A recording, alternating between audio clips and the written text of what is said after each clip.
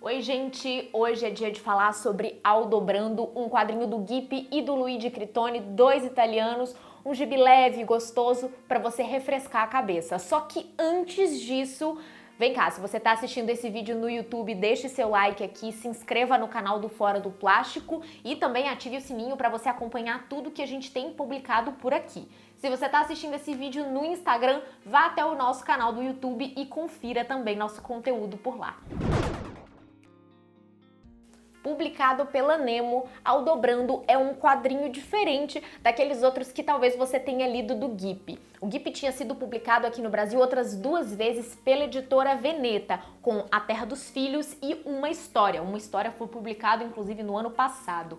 E ao contrário dessas duas outras obras, Aldobrando não vai ter uma carga muito forte de drama e tensão e também não é muito ousado na forma. A proposta aqui é ser um romance de formação. A gente tem uma história em que a gente acompanha o protagonista, o Aldobrando, à medida que ele amadurece. E a ideia do Ghibli aqui é trazer essa história redondinha e também linear. Tudo aqui tem início, meio e fim e tá bem conectado, bem amarrado. O Aldobrando, inclusive, tem uma origem curiosa porque ele era o personagem de um jogo, um board game inteiramente criado pelo Ghibli chamado Brute. No jogo, né, o Aldobrando, ele já é um homem adulto e a proposta do quadrinho era ser uma espécie de spin-off do Brute que contava a origem do Aldobrando, como ele se tornou aquele personagem que tá lá nas cartas do jogo, né?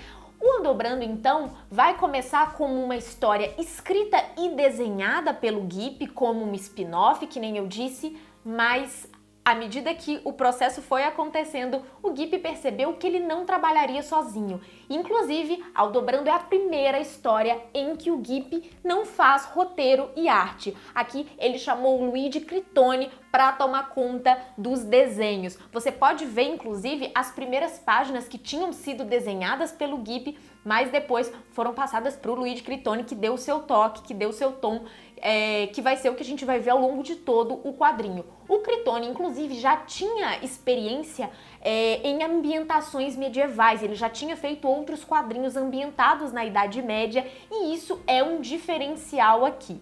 O Critone, então, vai assumir os pincéis ao lado do Ghibli, fazendo dessa história uma história ainda mais interessante, porque a arte é fundamental para a construção, inclusive, dos personagens. Agora, especificamente sobre o roteiro, quem é o Aldobrando? O Aldobrando é confiado ainda criança, quando era um bebê, por um nobre misterioso, o seu pai, a um velho feiticeiro que vive na floresta. Esse nobre pede para que o feiticeiro crie o Aldobrando e faça dele um homem honrado. Passam-se alguns anos e a gente vê o Aldobrando já adolescente acompanhando esse feiticeiro, a quem ele chama de mestre, enquanto o feiticeiro faz uma poção. Ele pede ajuda do Aldobrando para fazer essa poção que leva um gato escaldado. Então ele tem que colocar o gato vivo dentro do caldeirão. No momento que o mestre está fazendo isso, o gato arranha o rosto dele e ele fica com um arranhão bem próximo ao olho e se desespera e diz para o Aldobrando que ele precisa o ajudá-lo a encontrar uma erva, uma planta que seria importante na recuperação e para que ele não ficasse cego por causa daquele ferimento. Então, o Aldobrando precisa procurar a erva do lobo. E onde está essa erva do lobo? Nem Aldobrando, nem nós sabemos. Ele precisa sair da proteção daquela casa, da proteção da floresta e desbravar o mundo.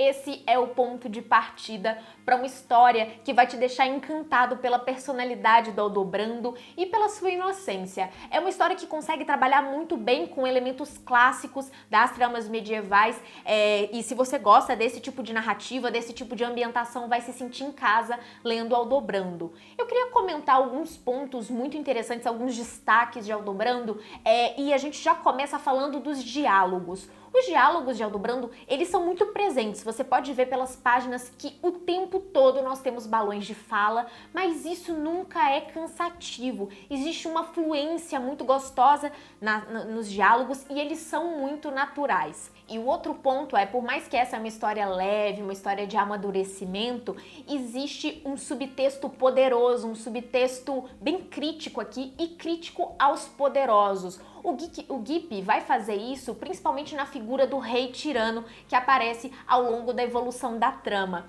E falando em rei tirano, ele vai trabalhar muito com arquétipos e arquétipos clássicos das histórias medievais. Então a gente tem o rei tirano, o feiticeiro, o jovem herói, a princesa, o carrasco. Essas figuras todas, elas podem parecer até um pouco caricatas, mas isso é proposital para trazer em alguns momentos sátiras e também para fazer um pouco de humor com esses personagens. Aldobrando é um quadrinho bem-humorado, mas com um humor que aparece principalmente nos diálogos e principalmente de uma forma sutil.